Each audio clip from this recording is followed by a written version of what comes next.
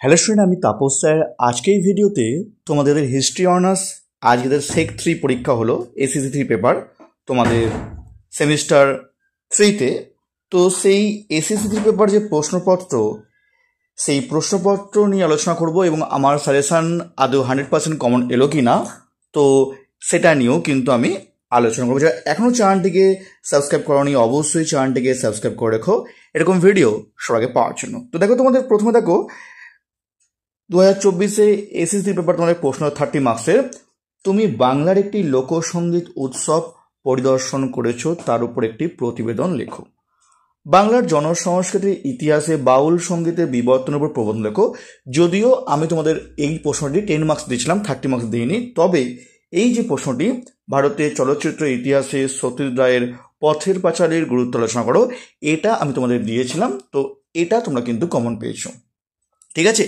আমি লাস্ট তোমাদের দেখিয়ে দিচ্ছি আমি তোমাদের যে আমার সাজেশান আমি তোমাদের কমন দিয়েছিলাম কিনা। একদম শেষ মুহূর্তের সাজেশান, যেখানে আমি কয়েক প্রশ্ন রেখেছিলাম এবং সেখানে তোমাদের বলেছিলাম যে কোনগুলো পরীক্ষা আসতে পারে।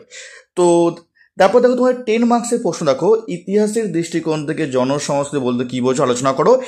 এটি আমি তোমাদের সাজেশানে দিয়েছিলাম এবং স্টার মার্ক প্রশ্ন ছিল।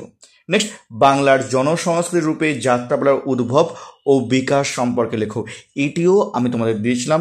নেক্সট, জনসংস্কৃতি ও টেলিভিশনের মধ্যে সম্পর্ক তুমি কীভাবে ব্যাখ্যা করবে, এটা তোমাদের দেওয়া হয়নি। আর লাস্ট প্রশ্ন দেখো, বিংশ শতকের সূচনায় বাংলার ফুটবল সংস্কৃতি কীভাবে জাতীয়তাবাদী রাজনীতির গণভিত্তিকে সুদৃঢ় করেছিল, এটা তোমার দেওয়া হয়নি। তবে যেহেতু দুটো বলেছে, 2 আর 3 তোমাদের কমন। এই দেখো, তোমার দেখা একটি বাংলা সিনেমা, আমি বলেছিলাম বাংলা চলচ্চিত্রের ক্ষেত্রে সত্যজিৎ রায় একটি বলেছিলাম তোমাদের যে পথে বাই করতে পারতাম বলেছিলাম তোমরা, এটা আমাদের এসে 30 মার্কসে। আর দেখো, তোমাদের এই জনপ্রিয় সমাজকে আমরা কী বোঝো। আর দেখো, বাংলার লোকনাট্য হিসাবে যাত্রা শিল্প সম্পর্কে লেখো। তো এইটিও তোমাদের দিয়েছিলাম। দেখো 1 আর 2 একদম স্টার মার্ক প্রশ্ন ছিল, দুটোই তোমাদের কিন্তু কমন আছে। 10 মার্কস দুটো কমন এবং 30 মার্কসে একটি কমন। অর্থাৎ যারা আমার সাজেশন ফলো করেছো তোমাদের কিন্তু 100% কমন এসছে, তার প্রুফ তোমাদের দিয়ে দিলাম।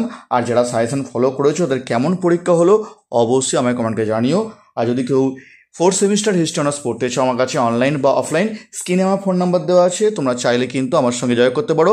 আমি 11ই এপ্রিল থেকে তোমাদের কিন্তু ক্লাস স্টার্ট করছি 4th সেমিস্টার তোমাদের হিস্ট্রি অনার্সের, ঠিক আছে। তো আজকের মতো এইটুকুই।